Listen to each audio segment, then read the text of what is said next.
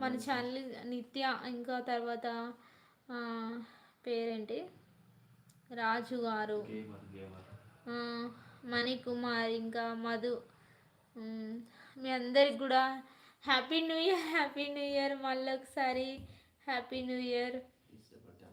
హిమతేజ ముఖ్యంగా అంటే హిమతేజకి చెప్పిన, కానీ మళ్ళీ ఒకసారి చెప్తున్నా హ్యాపీ న్యూ ఇయర్ అని.